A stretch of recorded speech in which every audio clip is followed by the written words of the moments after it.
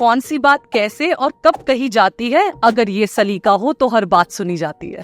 सो महादेव अपनी साधना में लीन है। अब जब कोई बात अर्जेंट कहनी है, कोई अपना इमोशन एक्सप्रेस करना है पार्वती जी को, तो वो वेट करेंगी ना, या वो उनकी तपस्या भंग करके बोलेंगी पहले मेरी सुनो।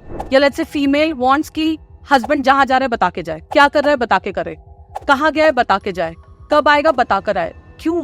जब हम रिलेशनशिप की बात करते हैं तो ट्रस्ट बहुत जरूरी है, बहुत जरूरी है। लेकिन इसके साथ साथ जब हम किसी को स्पेस नहीं दे रहे हैं तो उसका एक प्राइम कारण इनसिक्योरिटी भी हो सकता है। अगर हस्बैंड वाइफ अलग अलग काम कर रहे हैं तो पैसे तो हस्बैंड नहीं संभालता है, वाइफ के पैसे भी हस्बैंड नहीं संभाल रहा है। ये बहुत गलत है। एक फाइनेंस एक ऐसा मैटर है जो मुझे लगता है कि एक फैमिली में 60-70% सब one of the biggest reason unhappiness का वो है फाइनेंसेस का ना होना, पैसों का ना होना। बहुत सारे रिलेशन ना ऐसे ही खराब है कि उन्हें लग रहा है ऐसे कैसे, मतलब मेरी बीवी कुछ नहीं बोलती, वो मुझ पे इतना ट्रस्ट करती है, वो मुझसे कोई सवाल नहीं करती, वो मेरा फोन चेक नहीं करती, वो मेरे दोस्तों से फालतू बात नहीं करती, वो बिल्कुल ठीक है। तो लगता है ऐसे कैसे चल सकता है। तो जब तनुवज मनु 2 आई तो उसमें उसको सेम वाइफ की शक्ल की पार्टनर मिलती है। जब उस वाले सीन में जब वो उसको प्रपोज करने जाता है तो वो उसको क्या बोलता है कि मैं आपसे प्यार करता हूँ और मैं आपसे शादी करना चाहता हूँ, लेकिन उसके साथ में वो एक और बात बोलता है कि मैं एक चीज बोलना चाहता हूँ कि मैं पहले भी घोड़ी चढ़ा हूँ, मैंने पहले भी प्यार किया है, मैंने पहले भी शेरवानी पहनी है, ये सब कुछ मेरे साथ पहले भी हुआ है। जिन लोगों के रिलेशनशिप लंबे हैं, 15 साल 20 साल 25 साल 30 साल लाइफ में रिलेशनशिप में हो गए हैं, लेकिन जो पैशन है वो थोड़ा ना मिस हो जाता है, इंटीमेसी मिस हो जाती है, पैशन मिस हो जाता है, वो एक स्पार्क मिस हो जाता है। तो जब एक फीमेल को जब तक उन्हें पाना था तब तक तो दे वर टॉकिंग अबाउट देम कि ऐसा होता है वैसा होता है, हम ये करेंगे, हम वो करेंगे, हम साथ में खाएंगे, हम साथ में गोल्स बनाएंगे और हम मूवी डेट पे जाएंगे, हम बैठ के बात करेंगे, सब कुछ करेंगे। बट द मोमेंट उसको वो अचीवमेंट मिली, अब शादी हो गई, अब वो अचीवमेंट है कि ये मेरी है, बट अचीवमेंट होने के बाद फिर वो साइड में है। गर्ल्स के मैसेजेस आ रहे हैं कि मेरा बॉयफ्रेंड है, 2 साल से उसने मुझे ब्लॉक किया हुआ है, वो मुझे बात नहीं कर रहा, उसने मुझे सब जगह से ब्लॉक किया हुआ है, बट मुझे वही चाहिए, तो मुझे बताओ कैसे एफर्मेशंस करनी है। मैंने कहा एफर्मेशंस करो जो आपके लिए सही है। कहती वही सही है। कबीर सिंह कितनी ही फेवरेट मूवी रही हो सबकी, लेकिन कितने लोगों को कबीर सिंह जैसा लड़का अपनी लाइफ में चाहिए? ये बहुत मेजर क्वेश्चन है। आई एम श्योर बहुत सारे लोग इस पूरे पॉडकास्ट को अपने पार्टनर को फॉरवर्ड जरूर करने वाले हैं। यस। हेलो दोस्तों, रीडर बुक्स क्लब के एक और जोरदार पॉडकास्ट में आपका बहुत बहुत स्वागत है। और आज एक खास टॉपिक पर हम बात करने वाले हैं जो कि हर किसी की लाइफ में बहुत ज्यादा जरूरी है समझना। आज हम एक खास किताब के बारे में भी डिस्कस करेंगे जिसका नाम है men are from Mars and women are from Venus. ये एक ऐसी किताब है जो कि हर एक इंसान को समझनी चाहिए, हर एक कपल को पढ़नी चाहिए, हर एक कपल को समझनी चाहिए अगर वो रिलेशनशिप में है, चाहे उनकी शादी हो चुकी है चाहे उनकी शादी नहीं हुई है। बिकॉज कहीं ना कहीं मुझे अपनी जर्नी के दौरान ये समझ में आया कि एक चीज जो मैंने अपनी लाइफ में जिन रूल्स को मैंने अपनाकर अपनी लाइफ में इतने अच्छे रिलेशनशिप बनाए, उसका एक सबसे बड़ा कारण ये था कि मैंने इस किताब को फॉलो किया था। और आज इसी किताब पर डिस्कशन करने के लिए हमारे साथ एक रिलेशनशिप एक्सपर्ट है जो कि लॉ ऑफ अट्रैक्शन एनएलपी के बारे में भी बात करते हैं। हमने एक और पॉडकास्ट इनके साथ लॉ ऑफ अट्रैक्शन में किया था जब हमने how to attract life partner के बारे में बात की थी, सोलमेट को कैसे अट्रैक्ट करना है। लेकिन आज वापस हम इस किताब पर एक डिटेल डिस्कशन करने वाले हैं। तो आद्या कुमार, आपका बहुत बहुत स्वागत है। Thank you so much for having me here. Thank you. So ये हम दोनों की फेवरेट किताब है। yes. क्योंकि कहीं ना कहीं हमें ये समझ में आया कि इस किताब को पढ़ने के बाद आई थिंक हम ऐसा महसूस हम करने लगे थे कि बहुत सारी जो प्रॉब्लम्स हैं वो अपने आप ही खत्म हो गई, जो कभी थी नहीं, जो हमने मनगढ़ंत बना ली थी वो अपने आप सॉल्व हो गई। तो इस पर बात करते हैं, इस पर चर्चा करते हैं आज। बिल्कुल। तो what do you think about this book? इस किताब के बारे में आपका वैसे क्या कहना है? ये किताब हर किसी को पढ़नी चाहिए बिकॉज जेंडर है, मैन है, फीमेल है, पार्टनर्स बनते हैं, बॉयफ्रेंड गर्लफ्रेंड है, फिर बाद में शादी होती है, पार्टनर्स बनते हैं। तो एक्चुअली कई बार हम इन चीजों में उलझे रहते हैं कि ऐसा क्या है जो काम नहीं कर रहा, and we are not able to understand कि ये भी करके देख लिया, ये भी करके देख लिया, ये भी करके देख लिया, बट कुछ तो है जो समझ नहीं आ रहा। या कई बार हम ये समझ नहीं पाते कि क्योंकि मैंने ऐसा बिहेव किया तो सामने वाले का ऐसा ही होना चाहिए था, बट ऐसा नहीं है बिकॉज उसका जेंडर अलग है, उसका थॉट प्रोसेस अलग है, उसका साइकोलॉजिकल माइंड अलग है, तो उसको नहीं समझ में आ रहा। तो इस किताब में उन बहुत सारी चीजों के जवाब है जो हमें सच में समझ में नहीं आते कि ऐसा क्यों है। तो फीमेल्स के अगर कुछ नेचर है, कुछ कैरेक्टरिस्टिक्स है तो वो क्यों है, मेन के अगर कोई नेचर है या कोई उनका स्टाइल है किसी चीज को करने का, किसी बात को एक्सप्रेस करने का अगर कोई स्टाइल है तो वो क्यों है ऐसा। तो उन सब ट्रेट्स, पर्सनैलिटीज के बारे में इस बुक में which is called men are from Mars and women are from Venus में दिया हुआ है। और बहुत अच्छे से जॉन ग्रे ने एक्सप्लेन किया है। तो आई सजेस्ट ये बुक सबको पढ़नी चाहिए। अमेजिंग, बिकॉज मेरी खुद भी जो आप ये बात बोल रहे हो कि एक मैन कैसे सोचता है, एक फीमेल कैसे सोचती है, मेल फीमेल कैसे सोचता है, अगर यही हमें समझ में आ जाए तो मुझे लगता है हमारी 90% ऑफ द प्रॉब्लम जो रिलेशनशिप में लोग फेस करते हैं, या ब्रेकअप भी महसूस करते हैं, या डिवोर्सेस भी महसूस करते हैं, आई डोंट थिंक वो कभी भी होंगे फिर। बिल्कुल उनकी जो परसेंटेज है वो बिल्कुल खत्म हो जाएगी। जीरो बिल्कुल नहीं कह सकती, बिकॉज इसके अलावा भी कुछ चीजें हो सकती है पर्सनली, बट बहुत कम हो जाएगी, मतलब बहुत कम हो जाएगी। अमेजिंग। सो शुरुआत करते हैं सबसे पहले इस सवाल से कि अक्सर एक मेल को लगता है कि फीमेल नहीं समझ रही है, पार्टनर नहीं समझ रहा है, और एक फीमेल को लगता है कि भैया मेरी तो सुनते ही नहीं है ये, या मुझे समझ नहीं रहे हैं कि मैं लाइफ से क्या चाहती हूँ। तो इस पर आपका क्या कहना है, ऐसा क्यों होता है? जैसे मैंने अभी शेयर किया कि मेन विमेन, एक तो जेंडर्स ही अलग हो गए, ठीक है।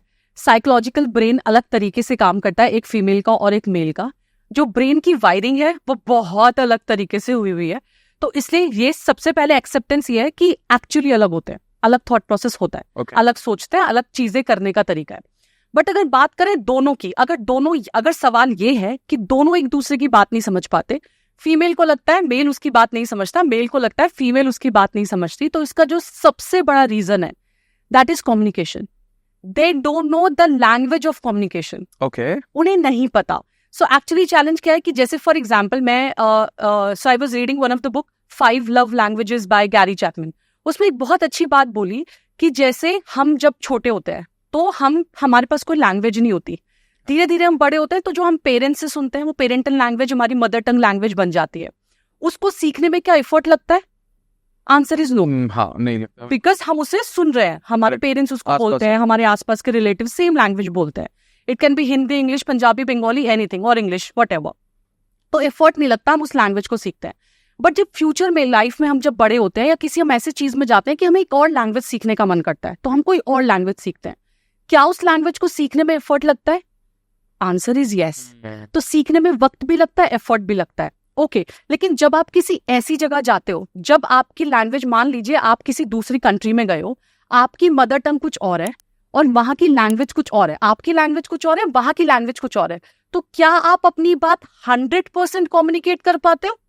Answer is no. So for example, आपको इंग्लिश नहीं आती है, कम आती है, और आप एक ऐसी कंट्री में गए जहां पे English is the main language, तो आप क्या बोलोगे? ब्रो, एड्रेस, टैक्सी, फेयर, और आप उसको एड्रेस दिखाओगे, तो आपकी जो कम्युनिकेशन लैंग्वेज थी वो आधी हो गई। And that is the reason you are not able to express. अब एक्सप्रेस करने का तरीका क्या है? You need to learn that language जो सामने वाले को समझ में आ सके, तो आपको सीखनी पड़ेगी।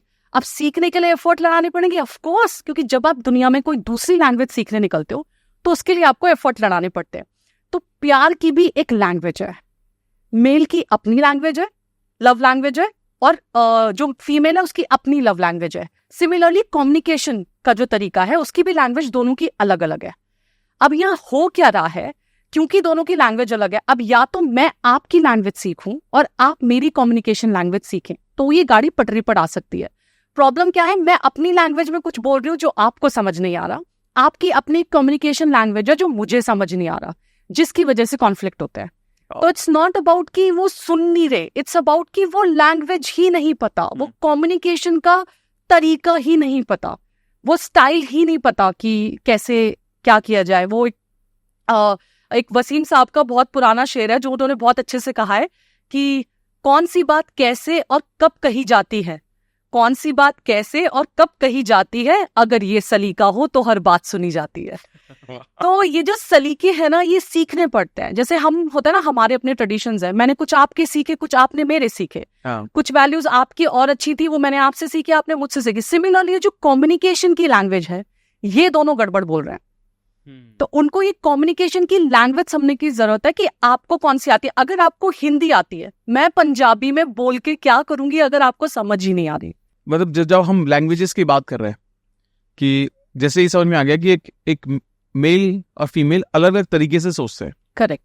तो इसका क्या इट इज अबाउट एक्सप्रेसिंग कि वो क्या चाहते हैं एक दूसरे से, या किस बारे में है ये बेसिकली कि वही कि आपको कब मुझे समझना है, लड़ाई हुई तो क्यों हुई, ठीक है। अब जो कम्युनिकेशन है, फॉर एग्जाम्पल कम्युनिकेशन में हम कहाँ गड़बड़ कर रहे हैं कि मान लीजिए अगर किसी बात पे लड़ाई हुई, एक पॉइंट ऑफ व्यू का डिफरेंस है, ठीक है। अब लड़ाई दोनों में से कौन किस बात पे लड़ रहा है? क्या वो इस बात पे लड़ रहा है कि कौन सही कौन गलत, या इस बात पे लड़ रहा है कि क्या सही और क्या गलत? अरे हाँ, वाह। एक का जो ट्रेट है दैट इज कौन सही कौन गलत, वो इसी बात को लड़ाई में साबित करता रहेगा कि तुम सही नहीं हो, तुम गलत हो, मैं सही हूं। और एक क्या कह रहा है, लेट्स से एक जना क्या कह रहा है दोनों में से कि कौन क्या सही है क्या गलत। तो फोकस शुड बी क्या सही है क्या गलत, focus not should be on कि कौन सही है कौन गलत। तो ये जो चीजें है ना कि वो हम समझा ही नहीं पा रहे। अब एक की लैंग्वेज है कि फीमेल्स की लैंग्वेज है, they want to express, they love to express, उन्हें प्यार एक्सप्रेस करना अच्छा लगता है, उन्हें जज्बात एक्सप्रेस करना अच्छा लगता है, they are very emotional. Man is not expressive और लेस एक्सप्रेसिव। अब ये उसकी गलती नहीं है, उसका वो ट्रेट है उसका, या उसकी पर्सनालिटी है कि वो बहुत एक्सप्रेसिव नहीं हो पाते। कुछ लोग वक्त के साथ सीख लेते हैं। तो वो समझना है कि अगर कम एक्सप्रेस भी कर रहा है तो उस बात पे झगड़ा मत करो ना। ओके, वो टाइम आएगा that they will express. Come expressive होते हैं, ऊपर से खुद तो एक्सप्रेस करते ही नहीं है, बट सामने वाला एक्सप्रेस कर रहा होता है तो उनको ये भी नहीं पता रिएक्ट कैसे करना है, that is the main issue. अब यहाँ पे मेजरली क्या होता है कि जो मैंने जैसे कम्युनिकेशन की मैंने बात करी कि जो लगता है कि एक दूसरे को नहीं सुनते, वो मेजर इज कम्युनिकेशन लैंग्वेज, वो है।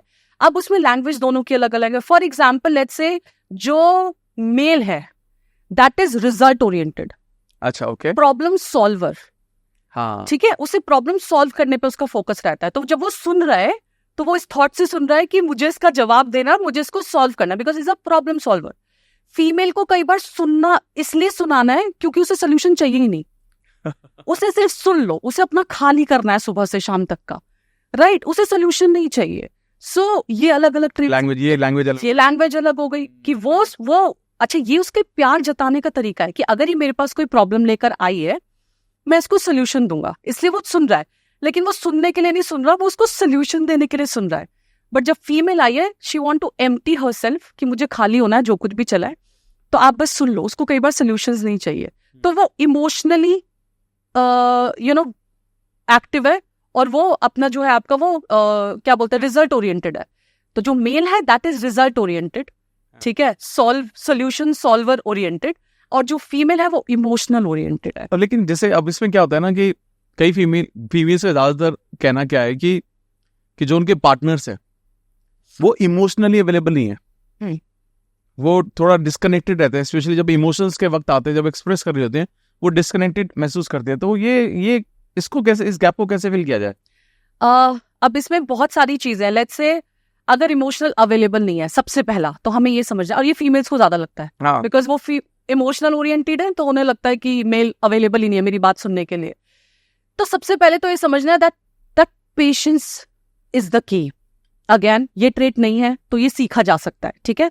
अब वो इमोशनल नहीं है, फॉर एग्जाम्पल, तो जैसे मैं अभी I was talking to someone, so I took this example कि when it comes to Shiv Parvati, right, अब शिव जी ना अपनी साधना में लीन है, और पता नहीं वो कब उनकी साधना टूटेगी या कब वो अपनी मेडिटेशन से बाहर आएंगे, बिकॉज ही इज अ योगी। सो महादेव अपनी साधना में लीन है। अब जब कोई बात अर्जेंट कहनी है, कोई अपना इमोशन एक्सप्रेस करना है पार्वती जी को, तो वो वेट करेंगी ना, या वो उनकी तपस्या भंग करके बोलेंगी पहले मेरी सुनो। It's not like that. तो पेशेंस बहुत जरूरी है इस इमोशनल कनेक्ट को समझने के लिए कि हो जाएगा, हो सकता है अभी ना हो, वक्त के साथ आ जाएगा। आप शुरू से एकदम आप अपना पेशेंस मत खोइए, बिकॉज पेशेंस बहुत इंपॉर्टेंट है।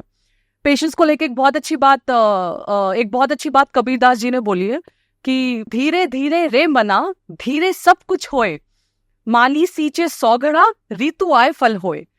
तो सब कुछ ना लाइफ में धीरे धीरे, कुछ चीजें धीरे धीरे चलती है। अगर एक माली, तो कबीरदास जी ने बहुत अच्छी बात बोली है कि अगर एक माली एक पेड़ में 100 घड़े पानी भी डाल देगा, तब भी क्या उस पर फल आ जाएगा अगले दिन?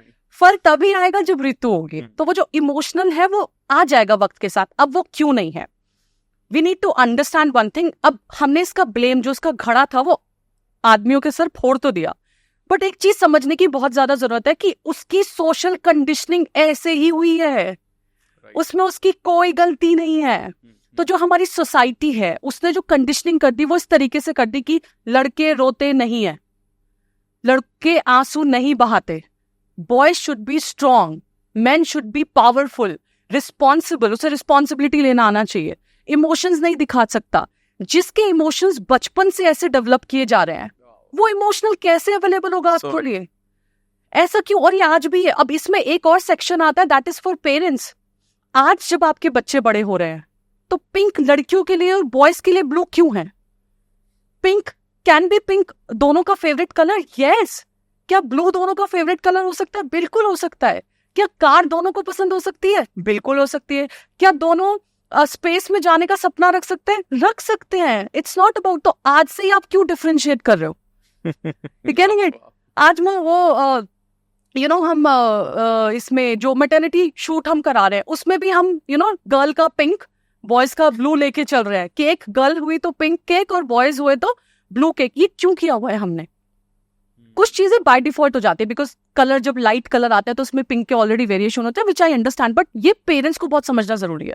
तो जो सोसाइटी की कंडीशनिंग हुई है मेल की, उसमें उसकी कोई गलती नहीं है, राइट? लड़के कोई देख लेगा तो जब बच्चा रोता है, एक लड़का जब रोता है बचपन में, कोई देख लेगा, जल्दी से आंसू पोंछो ना, है ना? और ऐसे नहीं रोते, ऐसे लड़कियां रोती हैं, लड़कियों की तरह नहीं रोते, ऐसे भय भय करके नहीं रोते, राइट? लग गई, it's okay, you are very strong. लग गई मतलब लग गई तो आस्क देम कि उनको क्या हर्ट हुआ है। आप पूछो कि वो बच्चा इमोशनली, वो लड़का जो छोटा लड़का है वो कैसा फील कर रहा है। बट आपने क्या किया कि दबा दिया, ओ चीटी मर गई, चीटी मर गई, चीटी मर गई, राइट? तो वहां से ये, अब ये क्योंकि वहां से हुआ तो ये बड़े होने तक कंटिन्यू हुआ।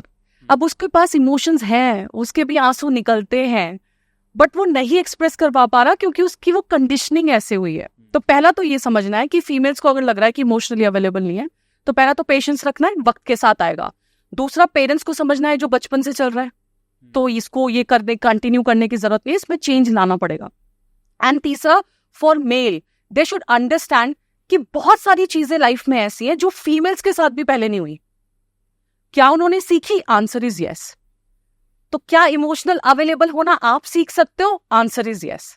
हो सकता है 100% शुरू से नहीं आएगा, थोड़ा थोड़ा करके आएगा, बट क्या ये पॉसिबल है? आंसर इज यस, पॉसिबल है। तो आप धीरे धीरे करके आप बैठिए, आप सुनिए, आप अनडिवाइडेड अटेंशन देके उसकी बात सुनिए, तो वो धीरे धीरे आपको करना पड़ेगा। बिकॉज फीमेल्स को भी बहुत चीजें नहीं आती थी। शादी से पहले उसे अपने माँ बाप के बिना रहना नहीं आता था, सीख लिया। शादी से पहले उसे खाने बनाने में कोई इंटरेस्ट नहीं था, शादी के बाद उसने सीख लिया। शादी के बाद उसने बहुत सारी चीजें सीखी हैं। क्या आप सीख सकते हो? Answer is yes. तो ये आपको सीखना है। वेरी वेल, बहुत अच्छे से एक्सप्लेन किया आपने, वेरी वेल एक्सप्लेन। लेकिन अब जब हम बात करते हैं, जब दोनों कपल में कपल ग्रो कर रहा है ना, हस्बैंड वाइफ, बॉयफ्रेंड गर्लफ्रेंड, ये अपनी जर्नी पर चल रहे हैं, और डेफिनेटली सबके अपने अपने गोल होते हैं। लेकिन ना कई बार ना इस दौरान जब वो अपनी अपनी इच्छाओं के अनुसार चल रहे होते हैं, एक रिलेशनशिप के साथ उनको साथ में लेकर चल रहे होते हैं, बहुत सारी ना ईगो क्लैशेस होते हैं। मतलब ये तुम्हारा, मेरा, इसका, उसका, उन्होंने ऐसा बोला, वैसे बहुत सारे कारणों की वजह से होते होंगे। तो ईगो क्लैशेस को हैंडल करने का सबसे बेस्ट तरीका क्या है? एक तो ये समझना है कि जब ईगो हर्ट होती है तो एक्चुअली बहुत बहुत बुरा लगता है।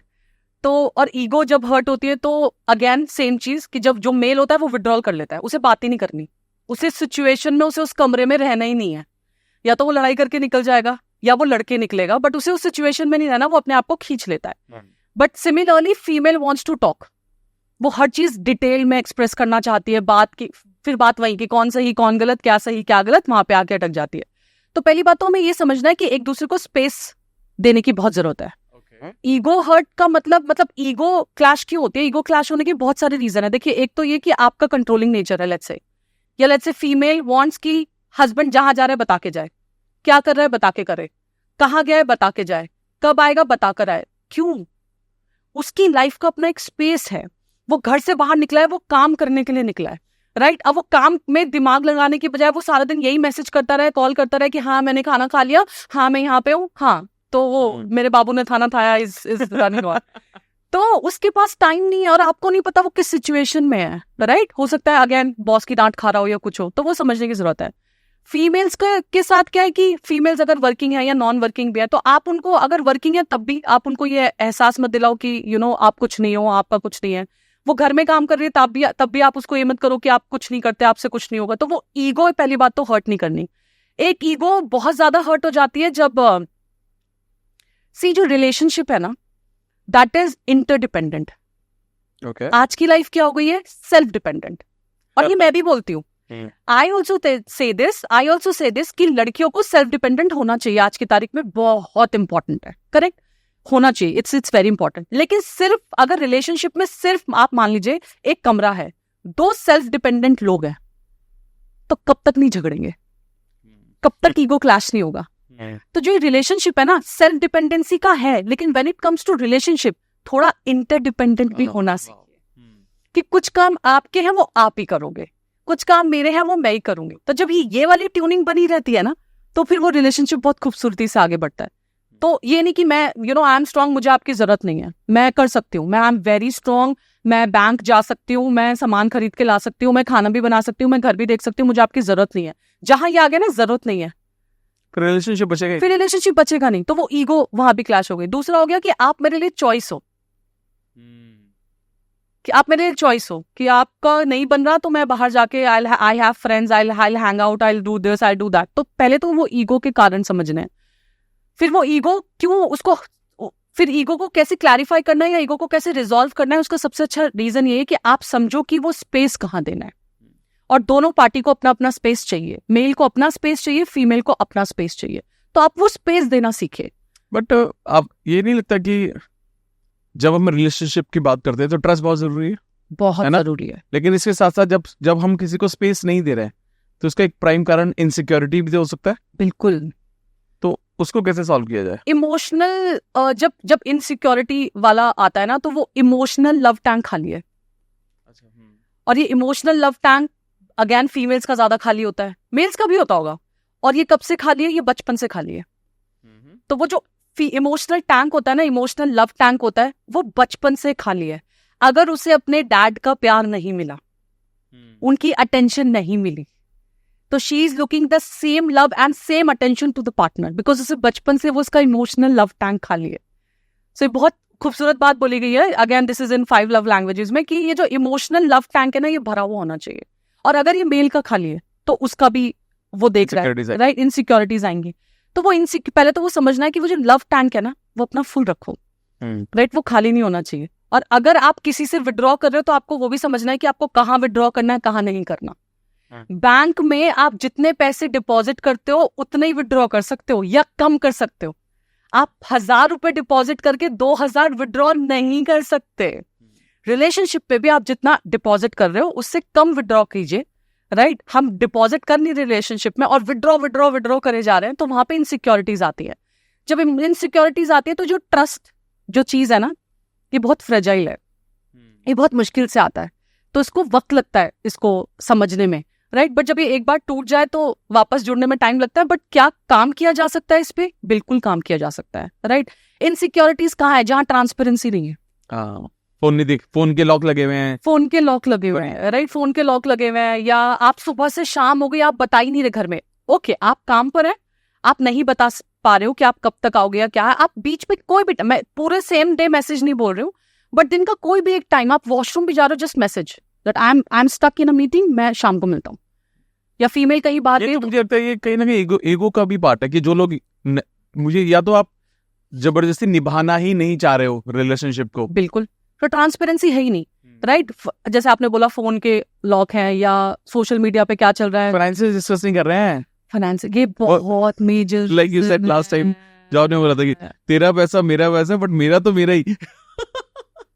ये एक्चुअली मतलब मैं ये देख रही हूँ, मेरे को कमेंट्स भी आए, बहुत लोगों ने मेरी बात से अग्री नहीं किया, बट ये है, मैंने देखा है कि तेरा पैसा मेरा पैसा, मेरा पैसा सिर्फ मेरा पैसा। फाइनेंसेस जो डिसएग्रीमेंट होती हैं, जो फाइनेंसेस इशू होते हैं, वो बेसिकली फाइनेंसेस डिसएग्रीमेंट पे है। अब इसमें क्या समझना है? पहला, इस जो फाइनेंसेस की बात आती है कपल्स में, again things should be transparent, right. अब आप कुछ रही है सैलरी, घर में बता कुछ और रहे हो, ये नहीं चलेगा, राइट। सिमिलरली फीमेल जो अपना अकाउंट्स नहीं दिखा रही, या उन्होंने कुछ फ्रीलांसिंग करी है तो कहीं और से भी आया, कहीं और से भी आया, कहीं और से भी आया, तो वो घर में नहीं बता रही है। मैंने अपनी फैमिलीज में बहुत जगह ऐसा देखा, they are not sharing everything.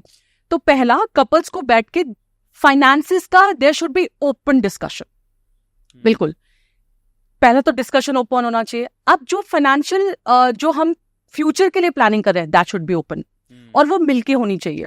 It should not be like कि मेल करे जा रहा है और फीमेल को पता ही नहीं है कि वो कहाँ म्यूचुअल फंड्स में डाल रहे हैं, कहाँ SIP में डाल रहे हैं, कहाँ किस में डाल रहे हैं, कहाँ किस में डाल रहे हैं। ये साथ में बैठ के करने की जरूरत है, राइट। अब इसमें बस एक चीज क्या समझनी है कि फीमेल्स भागती है इससे, राइट। जहां फाइनेंसेस की बात आती है वहां फीमेल्स भागती हैं। अब अगेन पेशेंस का यहाँ भी रोल है कि आपने बहुत बार देखा होगा कि जब एक वाइफ या एक लाइफ पार्टनर, लेट्स से, या आपकी गर्लफ्रेंड, जो भी आप बोलो, वो गाड़ी सीखने शुरू करेगी ना, तो मेल नहीं सिखा पाते, करेक्ट है। और गलती से भी हल्का से भी गड़बड़, एक तो वैसी डरी हुई बैठी है, राइट, कि उसको कार चलानी है, और जरा सी भी हल्की सी गड़बड़ हुई तो लाइक ऐसे करो, मिरर ठीक करो, ठीक है, ये करो, इसको गियर डालो, तुम्हें एक्सेलेरेटर और ब्रेक का फर्क नहीं पता। अब वो वहां पे घबरा जाती है। फिर वो एंड में क्या बोलता है मेल कि तुम ना जाके ड्राइवर से ही सीखो, मेरे बस की नहीं है। Similarly when it comes to finances, females को है इशू, मतलब मैथ्स कह लो या फाइनेंस कह लो, उनका इंटरेस्ट कम है, it's okay, which is fine, ठीक है। लेकिन अगर कोई समझना चाह रही है, या हस्बैंड बैठ के उसको समझाए और वो पेशेंस लूज ना करे अगर उसको कोई एक बात नहीं समझ में आई है, टेक टाइम। हो सकता है उसे वो फाइनेंसेस एक डिस्कशन में समझ में आए, 2 में आए, 3 में आए, 5 में आए। छोड़ना नहीं है ना, पार्टनर्स है ना, ऐसे कैसे छोड़ दिया कि छोड़ो तुम्हारे बस का नहीं है। तो डोंट से तुम्हारे बस का नहीं है, बैठ के समझाओ, उसे समझ में आएगी। और ये बात दोनों को के लिए बहुत इंपॉर्टेंट है, बिकॉज फ्यूचर किसी ने नहीं देखा। वेरी इंपॉर्टेंट, बिकॉज फ्यूचर में क्या होगा नहीं पता, कौन रहेगा, कौन लंबा जिएगा, कोई नहीं जानता। इससे दोनों को फाइनेंसेस पता होना चाहिए, दिस शुड बी लाइक बिल्कुल ट्रांसपेरेंट। तो जब अगर फाइनेंशियल ये सिक्योरिटी आ जाएगी तो फिर फाइनेंशियल डिसएग्रीमेंट्स नहीं होंगे, अगर आप इतनी ट्रांसपेरेंसी रखोगे तो। क्योंकि मैंने भी हमने ऐसे हम दोनों ने साथ में कई जगह देखा है ऐसा कि फैमिली में पार्टनर को, हस्बैंड को कुछ हुआ बाय चांस, और बहुत कुछ अच्छा होने के बावजूद भी वाइफ को कुछ भी आइडिया नहीं है कि कहाँ है, कहाँ पैसा इन्वेस्टमेंट है, इंश्योरेंस के पेपर कहाँ रखे हैं, अकाउंट कहाँ पर है, पैसा पर्सनली किसको दिया, इसका कोई कैलकुलेशन ही नहीं है Actually. और ये सबसे बड़ा मेरे को लगता है कि आई थिंक, लेकिन मुझे लगता है दोनों की रिस्पॉन्सिबिलिटी ज्यादा है। At the one, obviously female को ओनरशिप लेनी चाहिए और ये दिखाना चाहिए कि आई नो अबाउट फाइनेंसेस, और क्योंकि भैया फैमिली चला रही है, घर चला रही है, तो उनको पता है। एट द सेम टाइम मुझे ऐसा भी महसूस होता है कि उनको अपने फाइनेंसेस का, आजकल क्या होता है ना कि अगर हस्बैंड वाइफ साथ में काम कर रहे हैं, तो मतलब अलग अलग भी काम कर रहे हैं, तो पैसे तो हस्बैंड नहीं संभालता है, वाइफ के पैसे भी हस्बैंड नहीं संभाल रहा है, और वो ये बहुत गलत है। मतलब आप कॉन्फिडेंस आपको भी खुद के अंदर नहीं है, और आपको भी लगता है कि नहीं, they can handle better, which is fine, हो सकता है, करेक्ट, लेकिन क्या आपको पता है? एट द सेम टाइम मुझे लगता है कि मेल जो नहीं बताते वो इसलिए नहीं बताते क्योंकि वो बहुत सारे ना उल्टे सीधे खर्चे करते हैं, गैजेट्स खरीदने में, अनरियलिस्टिक इन्वेस्टमेंट्स में, बहुत सारी ऐसी चीजें करने की कोशिश करते हैं जो कि शायद पूछेंगे तो नहीं करेंगे। लेकिन मैं ये मानता हूं कि अगर आपका एक कॉमन गोल है और लाइफ में आप बहुत आगे बढ़ना चाहते हैं, एक फाइनेंस एक ऐसा मैटर है जो मुझे लगता है कि एक फैमिली में 60-70% सब, one of the biggest reason unhappiness का वो है फाइनेंसेस का ना होना, पैसों का ना होना। अग्री है ना, अगर इसको बैठ के अगर सॉर्ट किया जाए तो बहुत सारी चीजें हो सकती हैं, बिल्कुल हो सकती हैं। फैंटास्टिक। एक चीज जैसे अब आपने एक बार बात की थी, ट्रस्ट के बारे में हमने बात की। बहुत बार लोग ना they get into, because they अपने आप को बहुत सफोकेटिंग महसूस करते हैं, they get into extra affair और बाहर कुछ ना कुछ देखने लगते हैं, कंधा ढूंढने लगता है। तो व्हाट डू यू थिंक कि अगर कोई ऐसी सिचुएशन में आ जाता है तो उसको कैसे रिजॉल्व करना चाहिए? एक्स्ट्रा मैरिटल वाला जो इशू है, ये बहुत पेनफुल इशू है। तो लेकिन क्या इसे रिजॉल्व किया जा सकता है? पहला, ये पर्सनल चॉइस है। हाँ। कि आप खुद को चांस देना चाहते हो, आप एक सामने वाले पार्टनर को चांस देना चाहते हो, तो वो है। नो डाउट ये बहुत पेनफुल प्रोसेस है, बट अगर आप चांस देना चाहते हो और एक दूसरे ने ये एक्सेप्ट कर लिया कि गलती हुई है, बिकॉज ये समझना पड़ेगा कि अगर एक्स्ट्रा मैरिटल अफेयर हुआ है तो उसके 2 रीजन रहे होंगे, जो हमारी जो चॉइसेस है वो मीट नहीं होती। या तो वो इमोशनल लेवल पे मीट नहीं हुई, या वो फिजिकल लेवल पे मीट नहीं हुई। दोनों में से कोई एक ही रीजन होता है जो इंसान बाहर भागता है। तो पहले तो ये समझना जरूरी है कि गलती कहाँ हुई। अब जब आपने समझ लिया, आपने एक्सेप्ट कर लिया उसको कि गलती हुई है, तब इसका हीलिंग प्रोसेस पॉसिबल है। इट टेक टाइम, बिकॉज अगर दोनों ने गलती मान ली और दोनों ने अब सोचा कि ठीक है कि अब हम यहाँ से एक नई शुरुआत करेंगे लाइफ की, विच इज पॉसिबल, लेकिन वो टाइम लेगी। तो वो that healing is possible, but that will take time. अब ये एक्स्ट्रा मैरिटल अफेयर क्यों होता है, इसका रीजन यही है, again which I have shared, या तो इमोशनल अनअवेलेबिलिटी रही है सामने वाले पार्टनर की, या फिजिकल अनअवेलेबिलिटी रही है सामने वाले पार्टनर की, इसीलिए जो है वो बाहर एक्स्ट्रा मैरिटल अफेयर होते हैं। और इसके अलावा आपने बिना किसी बात के कलेश मचा रखे हैं घर में, तो बात अलग है। बात अलग। क्योंकि मुझे याद है कि आई डोंट नो फ्रॉम किससे मैंने सुना, बट कॉमन फ्रेंड में एक किसी ने बोला कि यार बहुत ऑकवर्ड सा था मेरे लिए वो, बट उन्होंने बोला कि यार बहुत दिन से ना कुछ फन नहीं हुआ है, let's create some fun like this. And क्योंकि लोगों को लगता है कि लाइफ में नॉर्मल जा रही है, कुछ फन नहीं आ रहा है, कुछ मजा नहीं आ रहा है, लेकिन मुझे लगता है इस चक्कर में लोग अपनी रिलेशनशिप पूरे खराब कर लेते हैं, बहुत खराब कर रहे हैं। क्योंकि कुछ लोग लाइफ में हर चीज बर्दाश्त कर सकते हैं, लेकिन ये चीज बर्दाश्त नहीं कर सकते। एब्सोल्युटली। और उनके डिक्शनरी में उस चीज को लेकर माफी नहीं है, माफी नहीं है। They will not forgive. तो ये आई थिंक इसलिए मैं हमेशा ही बोलता हूँ कि यार इस बारे में चांस मत लो एक्चुअली। और इसमें क्या ना, what I have seen also, कि जैसे अभी आपने एक बहुत अच्छी बात बोली कि लाइफ में कुछ फन चाहिए। तो फॉर एग्जाम्पल एक कपल है, लेट्स से मेल की बात करते हैं। अब एक मेल है या लेट्स से एक फीमेल है, अब उसकी ना एक रूटीन लाइफ है, करेक्ट। वो सुबह उठे, खाना बनाए, या ऑफिस चले गए, बच्चों को देखा, या अगर मेल है तो ऑफिस चले गए, शाम को आए, उनकी लाइफ चल रही है। अब उन्हें ना इस लाइफ में मजा नहीं आ रहा, दिक्कत कोई नहीं है, प्रॉब्लम कुछ भी नहीं है, बट उन्हें वो मजा नहीं आ रहा, यू नो, बिकॉज वो सोशल मीडिया इतना चल रहा है और दे आर सीइंग कि मेरा दोस्त तो बड़ा खुश है, उसके 2-2 3-3 अफेयर चल रहे हैं, किसी को नहीं पता उसकी लाइफ में। फिर वो गोवा भी घूमने जा रहा है, वो यहाँ भी जा रहा है, वो यहाँ भी जा रहा है। तो उसको लग रहा है मेरी लाइफ से कौन सा फन मिसिंग है, तो मुझे भी अपनी लाइफ में फन चाहिए। तो बहुत सारे रिलेशन ना ऐसे ही खराब है कि उन्हें लग रहा है ऐसे कैसे, मतलब मेरी बीवी कुछ नहीं बोलती, वो मुझ पे इतना ट्रस्ट करती है, वो मुझसे कोई सवाल नहीं करती है ना, वो मेरा फोन चेक नहीं करती, वो मेरे दोस्तों से फालतू बात नहीं करती, वो बिल्कुल ठीक है। तो लगता है ऐसे कैसे चल सकता है। तो मतलब कि अच्छी वाली लाइफ चल रही है, बट कुछ तो खराब करना है। बस बहुत सारे ऐसे जो ये वाले हैं कि सही चल रहा है, उन्हें वो सही समझ नहीं आ रहा, उनको वो ग्राफ डाइजेस्ट नहीं हो रहा, उन्हें वो लाइफ में पता नहीं, आई डोंट नो ऐसा क्या चाहिए। So that is the thing. और सोशल मीडिया इसका सबसे बड़ा रीजन है, सबसे बड़ा रीजन है। लेकिन अक्सर क्या होता है कि बहुत सारे लोगों का ना पहले एक्सपीरियंस खराब होते हैं। जैसे मान लो किसी की शादी हुई, लेकिन शादी से पहले खराब एक्सपीरियंस रहा, ठीक है, ब्रेकअप हुआ या कुछ हुआ और बहुत खराब एक्सपीरियंसेस रहे, तो लोग ट्रस्ट कर भी नहीं पाते आगे जाकर, इनसिक्योर भी रहते हैं। तो उसको कैसे हैंडल किया जाए? उसके लिए ना एक बहुत अच्छी बात बोली थी, एक बहुत अच्छी बात पढ़ी थी मैंने, आपने भी वो कविता सुनी होगी, आपने लाइन जरूर सुनी होगी। श्री हरिवंश राय बच्चन जी की ये लाइन है कि जो बीत गई सो बात गई। तो पहला तो ये समझ लो, जो चला गया वो चला गया, आप उसको वापस मत लेकर आओ। पास्ट वापस नहीं आता, हम लेकर आते हैं, राइट। कोई कुछ हुआ है आपकी लाइफ में, कोई दिन बुरा घटा है, उसे आप ही याद कर सकते हो, वो दिन दोबारा नहीं घटेगा, राइट। किसी दिन आपको चोट लगी, आपको बहुत तकलीफ हुई, वो दिन दोबारा नहीं घटेगा, लेकिन आप उसको याद कर करके उसका दर्द अभी क्यों महसूस कर रहे हो, ये पहले तो हमें समझने की जरूरत है।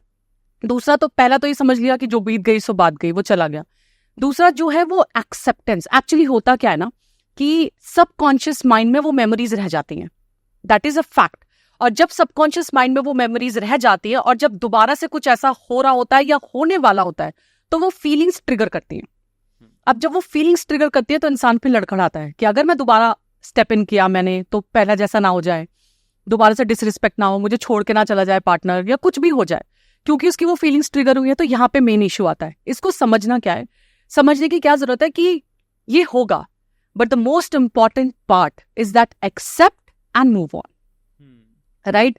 तो again I was sharing with someone, अभी किसी तो पॉडकास्ट पे भी मैं शेयर कर रही थी कि आपने मूवी देखी होगी तनु वेड्स मनु, तनु वेड्स मनु की 2, जो Tanu weds Manu 2 return I guess, हाँ। तो उसमें तो जब तनु वेड्स मनु 2 आई तो उसमें उसको सेम वाइफ की शक्ल की पार्टनर मिलती है। जब तो उस वाले सीन में जब वो उसको प्रपोज करने जाता है, तो वो उसको क्या बोलता है कि मैं आपसे प्यार करता हूँ और मैं आपसे शादी करना चाहता हूँ, लेकिन उसके साथ में वो एक और बात बोलता है कि मैं एक चीज बोलना चाहता हूँ कि मैं पहले भी घोड़ी चढ़ा हूँ, मैंने पहले भी प्यार किया है, मैंने पहले भी शेरवानी पहनी है, ये सब कुछ मेरे साथ पहले भी हुआ है। तो वो एक्सेप्ट करता है that this is happened with me, ये सब कुछ नया नहीं है। उसके साथ साथ वो जो उसकी पार्टनर होती है वो भी एक्सेप्ट करती है, राइट, कि उसका जो भी पास था, जो भी था, इसने एक्सेप्ट कर लिया, अब ठीक है, अब यहां से हम अपनी लाइफ शुरू करते हैं। तो फिर वो शादी की बात आगे करते हैं। तो पहला जो इंपॉर्टेंट पार्ट है दैट इज एक्सेप्ट। अब आपने एक्सेप्ट कर लिया, आपने मोर देन 50% जंग जीत ली एक्सेप्ट करते। Now you have to let go and move on. अब लेट गो करने के लिए बहुत सारे तरीके हैं। आप लेट गो में आप चाय लिख के फाड़ के फेंक दीजिए, फोटो जला दीजिए, या उसको एक लेटर लिख के पानी में बहा दीजिए। लेट गो करने के बहुत सारे तरीके हैं। और अगर जब आपने लेट गो कर लिया, इसके साथ साथ एक बहुत इंपॉर्टेंट चीज है, that is you need a healing. You need a healing for self. वो सेल्फ हीलिंग बहुत जरूरी है। और सेल्फ हीलिंग के लिए सबसे अच्छा क्या है, हमने अपनी बहुत सारी वीडियोस में शेयर भी किया है, that is a practice, a Hawaiian practice which is called ho'oponopono. It's a healing prayer. Right. तो आपको सबसे पहले खुद को हील करने की जरूरत है। आपने एक्सेप्ट कर लिया ना गलती हो गई, अब आप अपने आप को हील कीजिए, अपने आप को माफ कीजिए और आगे बढ़िए। तो ये जो हीलिंग प्रैक्टिस है ये बहुत पावरफुल प्रैक्टिस है विच इज कॉल्ड होपोनोपोनो प्रैक्टिस। इसमें हम 4 फ्रेजेस को रिपीट करते हैं। तो पहला phrase is I am sorry, please forgive me, thank you, I love you. I am sorry, please forgive me, thank you, I love you. I am sorry means आपने accept कर लिया कि गलती हुई है, क्योंकि 50% से ज्यादा काम वही हो जाता है जब आप एक्सेप्टेंस ले आते हो। कहते हैं ना, चोर जब बोलता है मैंने चोरी की है, तो उसे एक्सेप्ट कर लिया ना मैंने चोरी किया, तो आधा तो उसका जो गिल्ट था वो वही उतर गया। अब उसकी सजा उसे क्या मिलेगी वो बात की बात है। तो या मैंने कोई गलत काम किया, मैंने एक्सेप्ट कर लिया। तो आई एम सॉरी मीन्स आपने एक्सेप्ट कर लिया कि आपने गलती करी है। नाउ प्लीज फॉरगिव मी, तो अब मैं एक हीलिंग जर्नी पे जा रही हूँ, अब प्लीज मुझे माफ कर दीजिए। आई love you, right, thank you, because अब मैं जर्नी पे जा रही हूँ तो आप मुझे इसके लिए शुक्रिया अदा करना चाहते हो, बिकॉज मुझे पता है बहुत कुछ अच्छा लाइफ में आना वाला है, और जो आने वाला है उसके लिए एडवांस में आई लव यू या थैंक यू जो है, मतलब I am sorry, please forgive me, thank you, I love you. तो ये अगर आपने हीलिंग प्रेयर कर ली, you will see you know amazing changes. आपका मेरे ख्याल से मास्टर क्लास भी है। यस, इस पे मेरा डिस्क्रिप्शन में हाँ एक यूट्यूब पे मास्टर क्लास है, तो उसमें होपोनोपोनो का सब कुछ दिया हुआ है। इसको आप अपने करियर में, रिलेशनशिप में, मनी के लिए, हेल्थ के लिए, किसी भी एरिया में आप यूज कर सकते हो। और इस एरिया में जहाँ पे सबकॉन्शियस माइंड में आपकी चीजें हील होनी है, आपको ट्रिगर कर रही हैं, इसके लिए बहुत इंपॉर्टेंट है। अक्सर क्या होता है, जैसे कुछ हिस्से में तो यहाँ से रिकवरी मिल जाएगी, लेकिन जैसे बहुत बार क्या होता है कि जिन लोगों के रिलेशनशिप लंबे हैं, मतलब 15 साल, 20 साल, 25 साल, 30 साल लाइफ में रिलेशनशिप में हो गए हैं, लेकिन जो पैशन है वो थोड़ा ना मिस हो जाता है, इंटीमेसी मिस हो जाती है, पैशन मिस हो जाता है, वो एक स्पार्क मिस हो जाता है, वो ना लाइफ ना बहुत एक स्टैंडर्ड पेस पे चलाने लगते हैं वो, बस फिर वो लाइफ चल रही है, कट रहा है, वक्त कट रहा है सिर्फ। उसको कैसे किया जाए, उसको ठीक कैसे किया जाए? या आप बोल रहे हो जो लॉन्ग टर्म, जिनके बहुत साल हो गए? हाँ, बहुत साल हो गए। अब इसमें ना 2 चीज बहुत अच्छी है। पहली है कि मैंने अभी थोड़े दिन पहले ना शेयर किया था कि एक वीडियो शेयर किया था मैंने अपने इंस्टाग्राम पे, जिसपे एक 70s की रील थी संजीव कुमार जी की, जिसमें वो बताते हैं कि रिलेशनशिप क्या है। तो उसमें उन्होंने बहुत अच्छी बात बोली कि जब आपका कोई रिलेशनशिप चल रहा था, उसमें एक बंदा पूछता है संजीव कुमार जी से कि आपको पता है एक फलाना कपल था, बहुत मस्त था, लोग उनके प्यार की, उनकी रिस्पेक्ट की दाद देते थे, बट उनका अभी डिवोर्स हुआ है। तो संजीव कुमार पूछते हैं क्या बात करो, उनका डिवोर्स हो गया, ऐसा क्यों हुआ? तो वो इंसान बोलता है कि ऐसा इसलिए हुआ कि जब आप दोस्ती करते हो, तो जब आप किसी के दोस्त होते हो, आप उस दोस्ती में एफर्ट्स मारते हो और सारी जिंदगी मारते हो। मिलने का एफर्ट मारोगे, गिफ्ट देने का एफर्ट मारोगे, बर्थडे पे विश करने का एफर्ट मारोगे, उसके साथ कहीं खाने पे जाने का एफर्ट मारोगे, right? You had yesterday a great time with your friends. हम एफर्ट मारते हैं, फ्रेंडशिप में एफर्ट मारते हैं। हम वो सेम एफर्ट प्यार में नहीं मारते, हम वो एफर्ट रिलेशनशिप में नहीं मारते, क्योंकि वो तो हो गया ना, वो कहाँ जाएगा, राइट? दोस्त भी कहीं नहीं जा रहा, we are not understanding that दोस्त भी कहीं नहीं जा रहा, बट दोस्ती में हम एफर्ट मारते हैं, मिलने का, बात करने का, मैसेजेस भेजने का, गिफ्ट देने का, हर चीज करने का। सेम एफर्ट हम रिलेशनशिप में नहीं मारते, इसलिए जो रिलेशनशिप का स्पार्क है ना वो कम होता चला जाता है। That is one. Second thing is, इसमें मेल को एक बहुत इंपॉर्टेंट चीज क्या समझने की जरूरत है। So I was watching one of the reel, इनकी शमानी, राज शमानी जी की एक रील में देख रही थी। उन्होंने एक बहुत अच्छी बात बोली उसमें कि a male should understand that there is a difference between a person and a sofa. Right? अब what is that? Basically क्या होता है, जो मेल है वो अचीवमेंट ओरिएंटेड है, गोल ओरिएंटेड है, उसको अचीवमेंट्स अच्छी लगती है।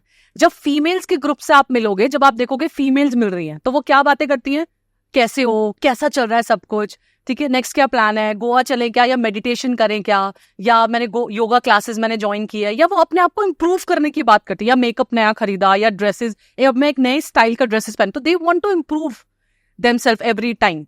आप मेल से मिलके देखिए, मुझे अगली गाड़ी ये चाहिए, मुझे अगला घर खरीदना है, ये नया फोन लॉन्च हो रहा है मुझे लेना है, तो दे आर अचीवमेंट पीपल, उन्हें अचीवमेंट्स पसंद है, मटेरियलिस्टिक बोल सकते हैं। अब उनके साथ होता क्या, जब उनकी अचीवमेंट हो गई अब वो उनके लिए घर में पड़े हुए एक सोफे की तरह है। तो जब एक फीमेल को जब तक उन्हें पाना था तब तक तो दे वर टॉकिंग अबाउट देम कि ऐसा होता है वैसा होता है, हम ये करेंगे, हम वो करेंगे, हम साथ में खाएंगे, हम साथ में गोल्स बनाएंगे और हम मूवी डेट पे जाएंगे, हम बैठ के बात करेंगे, सब कुछ करेंगे। बट द मोमेंट उसको वो अचीवमेंट मिली, अब शादी हो गई, अब वो अचीवमेंट है कि ये मेरी है। बट अचीवमेंट होने के बाद फिर वो साइड में है, उसके लिए एफर्ट्स नहीं है। So basically what they need to understand, जिनके लॉन्ग टर्म रिलेशनशिप हैं, जिनकी शादी को टाइम हो गया, जिनके रिलेशनशिप को टाइम हो गया, वो स्पार्क जिंदा करने के लिए उन्हें वो एफर्ट्स लड़ाने पड़ेंगे। Efforts can be communication, undivided attention, phone बंद, घंटी बंद, डोरबेल बंद, सब कुछ बंद और बैठ के सिर्फ आप बात कीजिए। Undivided attention, right? इंसान को कहते हैं ना, we listen to reply not to understand. तो हमें वो समझने के लिए सुनना है, समझने के लिए समझना है बेसिकली। तो वो हमें बहुत बहुत इंपॉर्टेंट है। आप डेट नाइट पे जाइए, आप छोटे छोटे जेस्चर्स, बाहर गए तो कुछ लेकर आ गए खाने की चीज, लाइक जैसे हम करते हैं, हमें बड़ा लगता है कि अगर एक पार्टी में जा रहा है तो दूसरे के लिए कुछ लेकर आएगा, राइट? तो कुछ ले आए, कुछ गिफ्ट ले आए, बाहर चले गए, मूवी देख लिया, या घर में मूवी देखी बट फोन साइड में रख के, घर पे बैठ के नेटफ्लिक्स देखा बट फोन साइड में रखे। तो वो अनडिवाइडेड अटेंशन जो है ना, और जो छोटे छोटे आपके जेस्चर्स हो गए, वो बहुत इंपॉर्टेंट है। और ये समझना मेल को बहुत जरूरी है कि अब अचीवमेंट हो गई, अब वो या खुशी आप मर्सिडीज पे ले आओ, आपको कितनी देर खुशी हो गई एज अ मेल? बहुत आने के बाद तो बहुत कम है ना, बहुत कम ना। फिर वो है ठीक है, मतलब है अच्छी, वो कभी कभी साथ जाएगी, अच्छा लगेगा, बट मिल गई। तो जब फीमेल आपकी पार्टनर बन जाती है तो वो आपके लिए अचीवमेंट थी, और वो अचीवमेंट आपको मिल गई, आपने उसको साइड पे रख दिया। तो you need to understand that there is a difference between a person and a sofa. This is good. अब जब दोनों पार्टनर बहुत ज्यादा करियर ओरिएंटेड है, बहुत कुछ करना चाहते हैं, which is great, and I feel आज के टाइम में तो होना ही चाहिए दोनों लोगों को, और दोनों लोगों को सपोर्ट भी करना चाहिए। तो उस दौरान रिलेशनशिप को कैसे मैनेज किया जाए? बैलेंसिंग जरूरी है, बट हाँ, बैलेंसिंग में ये which I understood and I feel is 50-50 मुश्किल है। एक मेल के लिए और एक फीमेल के लिए भी 50-50 मुश्किल है कि 50% करियर पे फोकस करे, 50% रिलेशनशिप पे फोकस करे। ये पॉसिबल ही नहीं है। ये हो सकता है कि अगर एक मेल लेट्स से जॉब पे जा रहा है और एक फीमेल जॉब पे जा रही है, करियर पे फोकस कर रही है, तो मंडे टू सैटरडे अगर वो करियर पे फोकस कर रही है तो फिर Sunday should be family, undivided. जिस तरह अनडिवाइडेड करियर को दिया, राइट? तो फिर वो 1 डे हो या 2 डेज हो, दैट शुड बी फिर फैमिली। फिर उसमें कोई मेल, कोई फोन, कुछ नहीं होना चाहिए। तो वो बैलेंसिंग बहुत जरूरी है। बैलेंसिंग में again 50-50 will be difficult, but इस तरह से हम बैलेंस कर सकते हैं। लेकिन वो ये नहीं हो सकता कि आप मंडे टू संडे में आप लगे ही पड़े हो, विच इज लिटिल डिफिकल्ट। तो एक ये चीज समझने की जरूरत है। दूसरा, थोड़ा सा फीमेल जो लेट्स से वर्किंग नहीं है, घर पर है, या जो उतना काम नहीं कर रही, उनकी प्रायोरिटी अलग अलग है कि इतनी प्रायोरिटी वो काम को नहीं दे रही, तो उन्हें भी ये चीज समझने की जरूरत है कि इंसान काम कर रहा है, वो मेहनत कर रहा है, ठीक है? तो आपको वो कितनी काम, कितना अटेंशन मिलेगा, वो आपको कैलकुलेट करना पड़ेगा। आप उसमें वो नहीं हो सकते कि कोई भी डिमांड आप रख रहे हैं, बिकॉज सी अंडरस्टैंड एक चीज कि हमें इस चीज समझने की जरूरत है कि जब स्ट्रगल चल रहा था, जब मेहनत चल रही थी, तो लेट्स से एक मेल फीमेल या मेल और फीमेल पार्टनर उसका साथ दे रही है, वो दोनों मेहनत कर रहे हैं एक प्रोजेक्ट को बड़ा करने के लिए। अब उस प्रोजेक्ट पे जो उनका टाइम प्रोसेस था वो लेट्स से 5 साल का था फॉर एग्जाम्पल, तो उन्होंने बहुत मेहनत करी। 6ठे साल में रिजल्ट का टाइम है अब, तो 6ठे साल में काम ज्यादा हो जाएगा, 6th ईयर में काम ज्यादा हो जाएगा। अब 6th ईयर में क्योंकि काम ज्यादा होगा तो उसका टाइम कम हो जाएगा। बट आपने यही तो प्रे की थी कि मेरा काम चल जाए, हम सक्सेसफुल हो जाए, हमारे पास प्रोजेक्ट्स आए, हमारे फाइनेंसेस अच्छे हो जाए, यही प्रे की थी ना। अब जब उसको इन कैश करने का टाइम आया है, अब आपको अपने लिए टाइम चाहिए, तो वो आपको बैलेंस करना थोड़ा सा समझना पड़ेगा, राइट? और मेल को क्या समझना, अगर 7 डेज दे रहे हैं, या फीमेल जो वर्किंग है, करियर ओरिएंटेड है, अगर 7 डेज दे रहे हो, 6 डेज दे रहे हो, तो 8th will be undivided for the family, कि फिर उसके अलावा लाइफ में कुछ और ना हो। लेकिन ऐसा क्यों है कि एक मेल की और फीमेल की जो एक्सपेक्टेशन है वो बहुत अलग है? इतना ज्यादा डिफरेंस क्यों?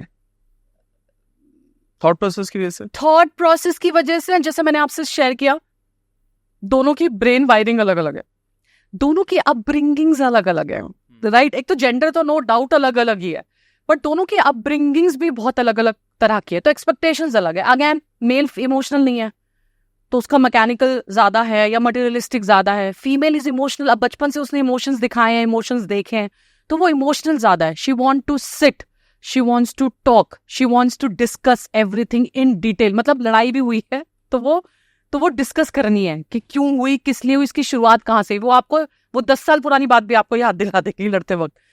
But because they are emotional, वो चीजों से अटैच हो जाती हैं, तो इसलिए थोड़ा सा चैलेंज आता है कि हाँ, मतलब ये इशू फेस करते हैं दोनों, कि दोनों की अपब्रिंगिंग बहुत अलग है, दोनों की बाउंड्रीज बहुत अलग है और दोनों का थॉट प्रोसेस अलग है, मेंटल वायरिंग तो बिल्कुल ही अलग है. जब हम एज अ कपल बात करते हैं तो इंडिविजुअल गोल होना भी लाइफ में बहुत जरूरी है. यस. और कई बार क्योंकि जब इंडिविजुअल गोल मिस होते हैं लोगों के तो हम ना सेल्फ वर्थ खो देते हैं या खुद से प्यार करना छोड़ देते हैं. ठीक है, कई बार हम या तो we care too much for others also, है ना. जैसे फीमेल है, ये अक्सर उनके साथ होता होगा क्योंकि वो नेचुरली दे आर लवर और गिवर होती हैं. वो करेक्ट, माँ ही बन जाती हैं. आफ्टर पॉइंट ऑफ टाइम वो उनका नेचर भी माँ जैसे ही हो जाता है कि वो अपने पार्टनर को भी या बच्चों को भी मतलब बहुत ज्यादा केयर वाले मोड में आ जाती है. लेकिन इस दौरान वो सेल्फ वर्थ बहुत खो देती हैं यस, कि वो खुद क्या कर सकती हैं. तो रिलेशनशिप में सेल्फ लव और सेल्फ वर्थ का होना कितना जरूरी है? बहुत ज्यादा जरूरी है. बिकॉज जैसे मैंने शेयर किया कि अब जो मेल है ना, वो कैसे रखा गया है, उनको कैसे पोर्ट्रे किया गया है, that male is a provider. हाँ. वो चीजें प्रोवाइड करेगा.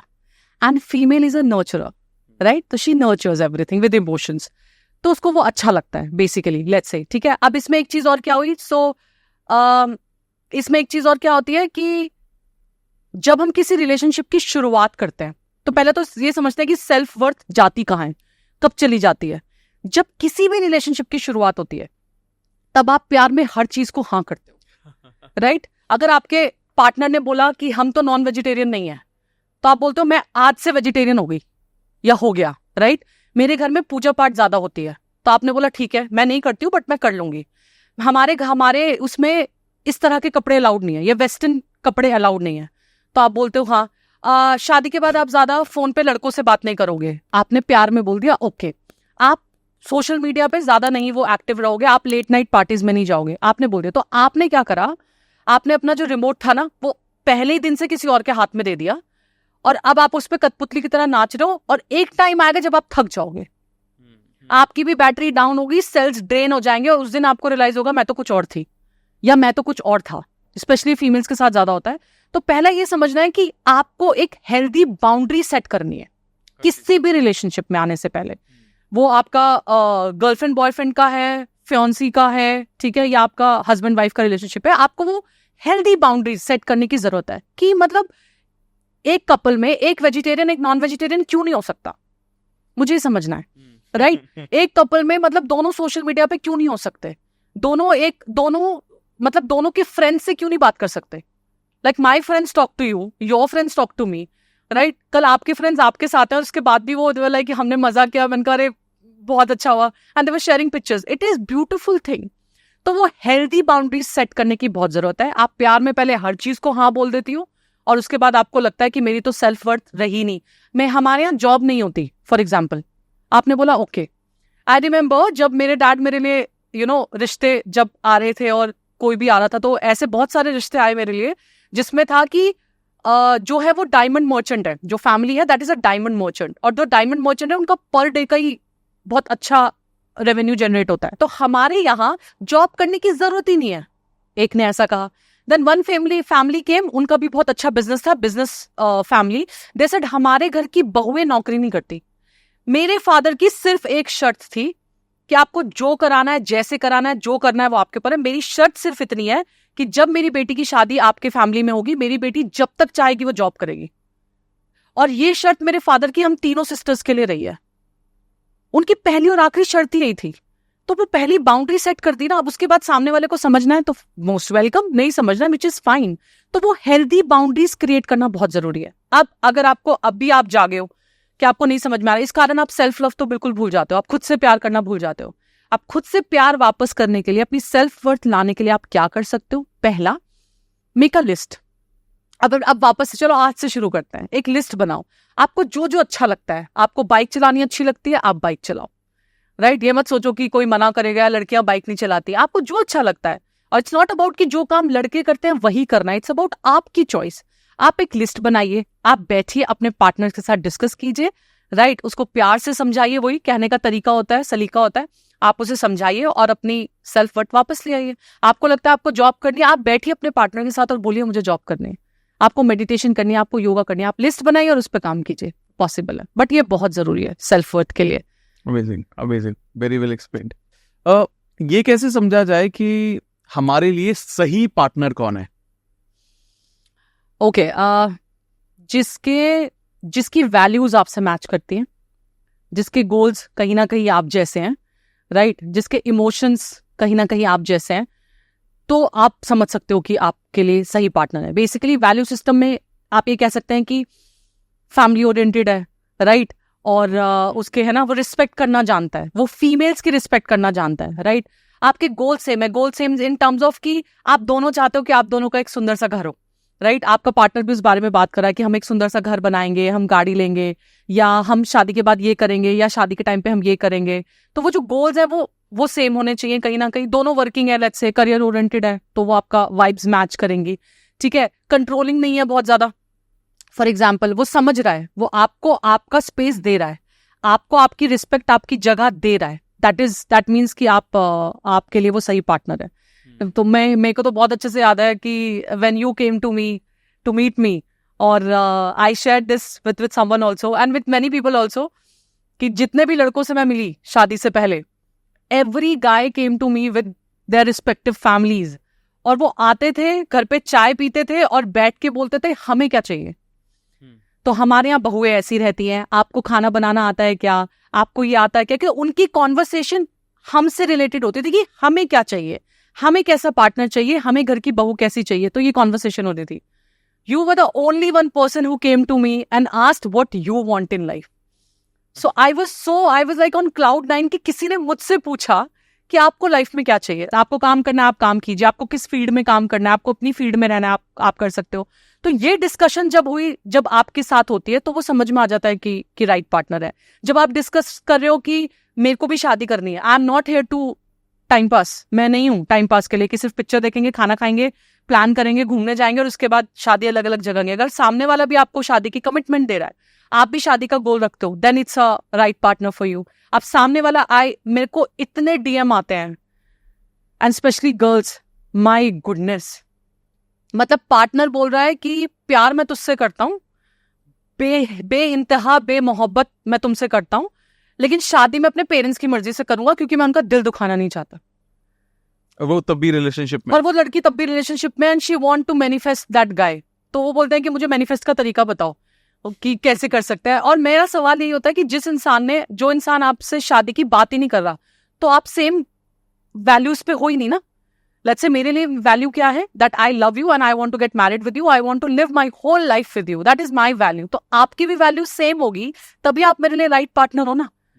अब yesterday I got a DM की एक लड़की बोलती है कि नहीं, वो घर में पता चल गया तो दीदी के देवर से की जो बहन थी उससे शादी पक्की हो गई, अगले महीने शादी है, बट वो उनकी मर्जी से नहीं हो रही, वो लड़का बहुत अच्छा है। मैंने कहा मंडप में किसकी मर्जी से बैठेगा बताओ।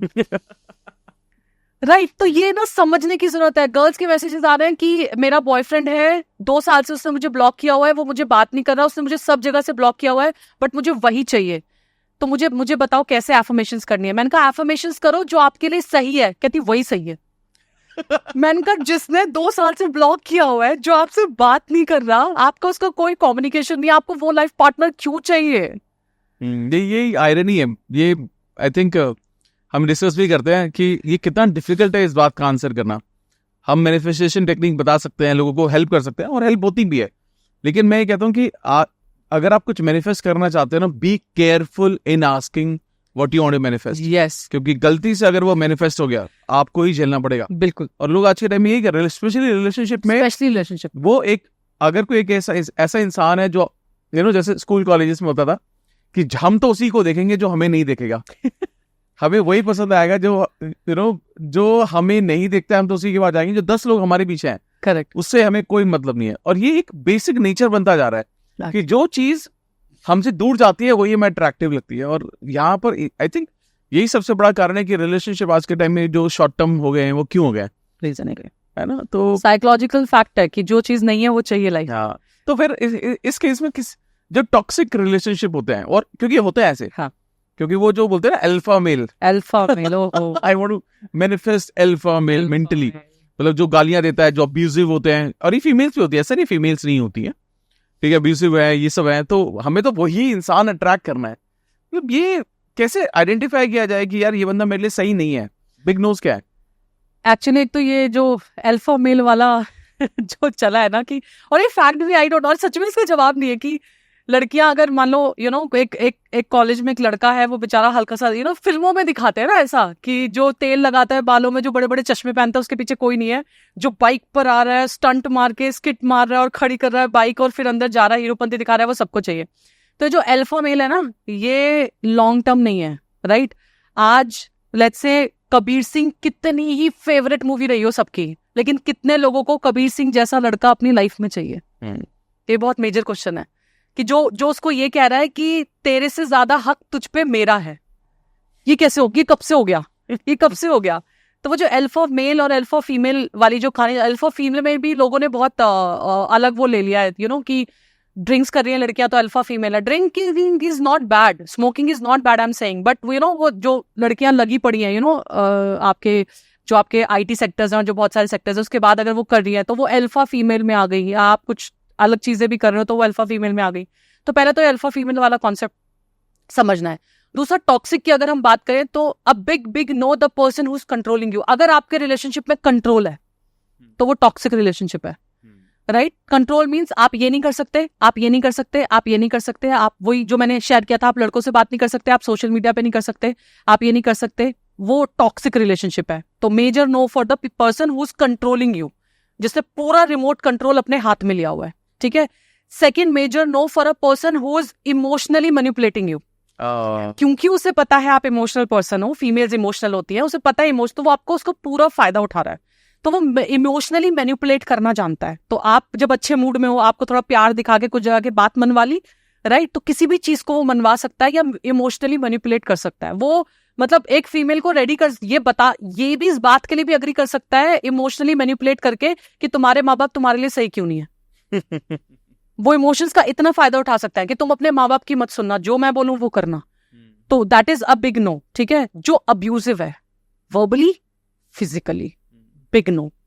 अगर उसने आपको आपके रिलेशनशिप में गाली दे दी, राइट, कैजुअली दे दी, वाई कैजुअल?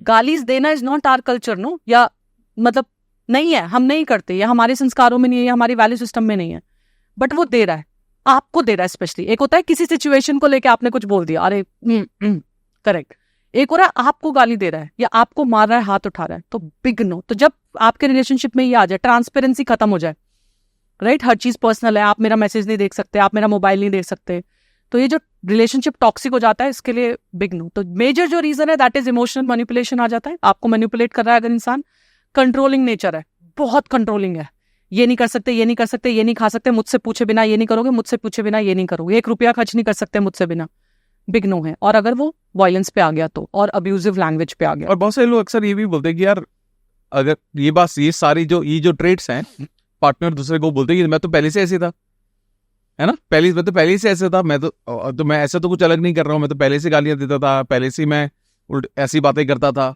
तो अब तुम्हें अचानक से क्यों हो रहा है? तो लेकिन मैं हमेशा यही बोलता हूँ कि लोगों को ना पता होता है कि कौन सही है मेरे लिए, कौन सही नहीं है। Absolutely. लेकिन लोग ना इतना बड़ा अपनी लाइफ में रिस्क उठाते हैं कि यार एक बार शादी हो जाए फिर देख लेंगे, एक बार साथ में आ जाए, इसको मैं हासिल कर लूं, शादी हो जाए, हासिल कर लूं, फिर देख लेंगे क्या है। लेकिन लोग ये नहीं समझते कि it is not a short term. Actually आज के लोगों को लगने लगा है कि ये ना शादी एक बार क्या मल्टीपल बार भी कर सकते हैं, लोगों को लगने लगा ये ऑप्शन है। लेकिन मुझे ऐसा लगता है ये कैसा बॉन्ड है, और एक बार कई लोग ना जिंदगी भर इन चीजों से हील नहीं कर पाते, बहुत डिफिकल्टी आती है। अगर आपने चांस लिया है, लेकिन अगर आपको सिग्नल मिले हैं, और अगर आप ऐसे किसी भी रिलेशनशिप में हैं, तो प्लीज आप समझो, उस सिग्नल को समझो, या तो अपने पार्टनर को करेक्ट करने की कोशिश करो, बात करो, डिस्कस करो, और उसको सॉल्व करके आगे बढ़ो। करेक्ट है ना कि उसको अनरिजॉल्व रह के उसके सेम नेचर को वेलकम करते हुए आगे बढ़ो। बिल्कुल, ये बहुत जरूरी है, बिकॉज और ये पहले ही वही जो हेल्दी बाउंड्रीज सेट करने वाली बात थी ना, ये हेल्दी बाउंड्रीज तभी सेट होनी चाहिए। अब आप एक चीज बताओ कि अगर मेरे को, क्या हम ऐसे पॉइजन पीते हैं कि पी लेते हैं फिर देखेंगे क्या होगा? सही बात है। तो हम जब कोई तो बचा ही लेगा, कोई तो बचा ही लेगा। कोई जो पी रहा है, एक वो ये समझ, उसको ये पता है कि इसको पीने के बाद मेरी जिंदगी खत्म हो जाएगी, मैं हो सकता है ना बचूं, या वो इस थॉट से पी रहा है कि मैं पी के देखता हूँ क्या होता है, let me try this, let me try poison today, मुझे आज जहर पी के देखने दो कि मेरी जिंदगी में क्या होता है। ऐसा नहीं होता ना, राइट? तो सिमिलरली ये रिलेशनशिप में अगर कोई टॉक्सिक है, उसका जहर आप क्यों पी रहे हो? आपको ये नहीं पता कि उसका जहर आप हर दिन एक बूंद पी रहे हो और आपकी जिंदगी पे बहुत ज्यादा असर पड़ रहा है, राइट? आपने शादी तो कर ली कि शादी के बाद होगा। बहुत लोग, आपने सही बात बोली कि बहुत लोग शादी इसलिए कर लेते हैं कि शादी के बाद ठीक हो जाएगा। कुछ लोग बच्चे कर लेते हैं इसलिए कि जब पेरेंट्स बनेंगे तो ठीक हो जाएंगे। ऐसा कुछ नहीं होता, ये पर्सनल नेचर है। जिसे ठीक होना होगा वो हो जाएगा, जिसे नहीं होना वो नहीं होगा। That is one. जैसे आजकल बॉलीवुड मूवीज में दिखाते हैं या हम सोसाइटी में जाते हैं हमारे फ्रेंड्स के उसमें, तो एक बड़ा अच्छा वो चला हुआ है, accept me the way I am, right? मेरा ये सवाल है कि जब आप अपने ऑफिस में, किसी भी ऑफिस में आप इंटरव्यू देने जाते हो, क्या आप अपने इंटरव्यू में बोलते हो accept me the way I am? नहीं बोलते, राइट? आप किसी नौकरी के लिए जाते हो, किसी प्रोजेक्ट के लिए जाते हो, आप ऐसा बोलते हो? नहीं। आप अपनी लाइफ में, अपने लाइफ के हर सेक्शन में, हर एरिया में आप इंप्रूव होने की कोशिश कर रहे हो। सिमिलरली रिलेशनशिप में आप कैसे बोल सकते हो accept me the way I am? अगर आपको लगता है कोई फ्लॉज है या कोई चीजें ठीक करके रिलेशनशिप बेटर हो सकता है, तो आप उसके लिए काम कीजिए ना। आप उस ग्रोथ के लिए काम कीजिए, उस मेंटल ग्रोथ के लिए काम कीजिए, उस एनवायरनमेंट के लिए काम कीजिए जो आपके लिए पॉजिटिव होगा। तो ये कहना कि हमेशा रिलेशनशिप में ये भी बोलना, ये बहुत तुरुम का इक्का साबित हो चुका है, accept me the way I am. It's not like that. ये आप अपने बॉस को जाके नहीं बोल सकते, राइट? तो अपने पार्टनर को भी मत बोलो। जहां भी लगे कि इम्प्रूव करने की गुंजाइश है, आगे बढ़ने की गुंजाइश है, मेंटल ग्रोथ की गुंजाइश है, अपने बिहेवियर में कुछ अच्छा चेंज करने की गुंजाइश है, तो प्लीज वो सारे काम जरूर कीजिए। और रिलेशनशिप में भी ग्रोथ, इंप्रूवमेंट हमेशा रहती है, मतलब हमेशा रहती है। आई एम श्योर बहुत सारे लोग इस पूरे पॉडकास्ट को अपने पार्टनर को फॉरवर्ड जरूर करने वाले हैं। यस। चलिए, आई एम श्योर, गुड। तो आई थिंक अब एक बहुत अच्छे राउंड पर आते हैं, जो कि है हमारा रैपिड फायर राउंड। ठीक है, जिसमें आपसे मैं छोटे छोटे सवाल करूंगा जिसका आपको जवाब देना है। ठीक है, बड़ा एक्साइटिंग पार्ट है ये। ओके। तो सबसे पहले आपका लव लैंग्वेज क्या है? क्वालिटी टाइम स्पेंड करना, अनडिवाइडेड, फिर वो कहीं भी हो। ओके। एक रिलेशनशिप में जो आप तोड़ना चाहते हो आज? कि रिलेशनशिप परफेक्ट होते हैं। There is no perfect relationship as such. तो प्यार ज्यादा इंपॉर्टेंट है या रिस्पेक्ट? रिस्पेक्ट। प्यार थोड़ा वक्त के साथ ऊपर नीचे दाएं बाएं हो सकता है, बट रिस्पेक्ट अगर जगह पर है तो वो बहुत इंपॉर्टेंट है। Respect is more important. Great. तो कम्युनिकेशन ज्यादा इंपॉर्टेंट है या ट्रस्ट का होना, भरोसा?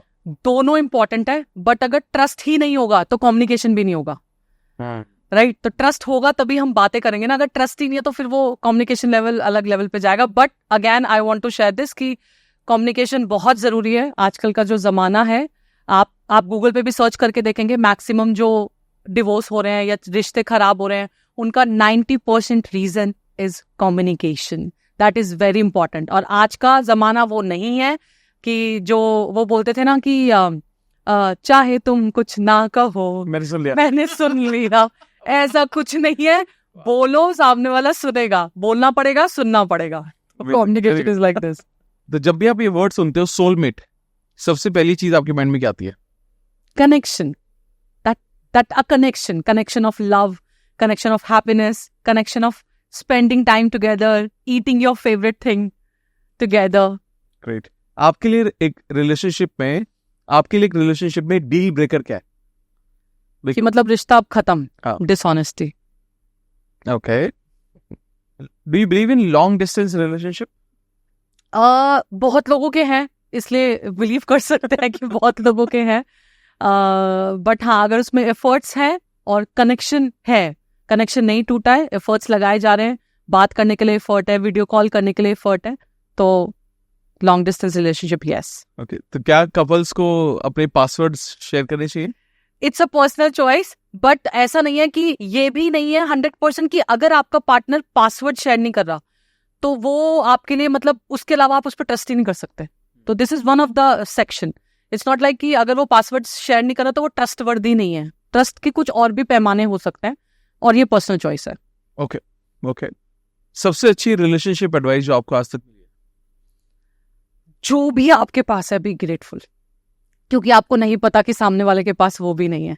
तो जैसा भी है, जो भी है, मैंने कहीं बहुत अच्छी बात सुनी थी कि मतलब कोई किसी को समझा रहा था, तब मैंने सुना था कि आप तो somebody was complaining about her husband, some female, one of the female was complaining about her husband, तो सामने वाले ने जवाब दिया कि बस इतना सोचो कि बहुतों के पास उनके लाइफ पार्टनर नहीं है, उन्हें छोड़ के जा चुके हैं।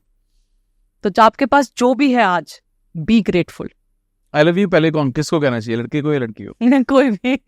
कोई भी बोल दे, जिसे पहले लग जाए वो बोल दे, क्योंकि हो सकता है कोई एक दूसरे का वेट कर रहा हो, इसलिए कोई भी बोल दे। जो लव एट फर्स्ट साइट होता है, क्या ये रियल होता है या फिर? कुछ के लिए रियल है, कुछ के लिए नहीं है। कुछ लोगों को वक्त लगता है कनेक्शन बनाने में, तो कुछ के लिए यस, कुछ के लिए नो। क्या आपको सच में लगता है कि जो अपोजिट होते हैं वो सच में अट्रैक्ट करते हैं और वो बहुत अच्छे कपल्स बन सकते हैं? वैल्यूज सेम होनी चाहिए। Opposite can attract, values same होनी चाहिए। वैल्यूज अब ऑपोजिट नहीं होनी चाहिए। फैंटास्टिक। और एक लास्ट क्वेश्चन कि क्या लोगों को अपने एक्सेस के साथ फ्रेंडशिप रखनी चाहिए? या ये भी पर्सनल है, कुछ के लिए शायद काम करता है, बट मुझे लगता है बहुतों के लिए काम नहीं करता है, और नहीं ना ही रखे तो अच्छा है, बिकॉज ये बहुत कम लेवल पे है कि आपके वो ट्रिगर्स नहीं होंगे, तो इट्स बेटर कि ना रखा जाए। बट कुछ लोगों को लगता है कि हम अच्छे दोस्त बन के रह सकते हैं। फैंटास्टिक।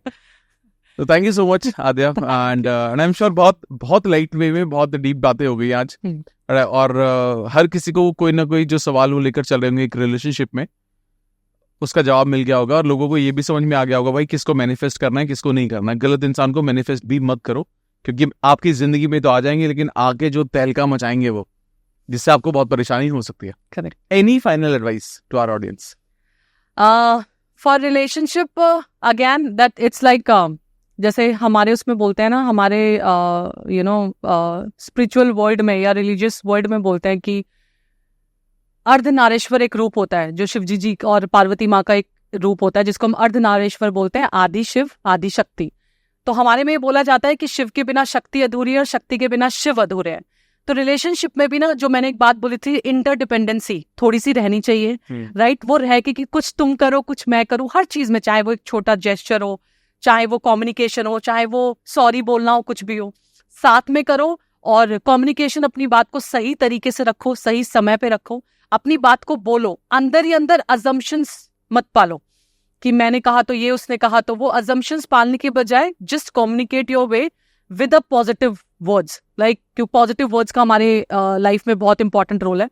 तो पॉजिटिव जो वर्ड्स है वो बहुत पॉजिटिव होने चाहिए, बिकॉज उनसे बहुत फर्क पड़ता है। तो आप अगर पॉजिटिव वर्ड्स को लेके सही एफर्मेशन करके लाइफ में ग्रेटफुल होके अपने रिलेशनशिप को और खूबसूरत बना सकते हैं, और आप ये करेंगे तो डेफिनेटली आपकी लाइफ में सुधार होगा, और आपके रिलेशनशिप्स और बहुत प्यारे हो जाएंगे, बहुत ग्रो करेंगे।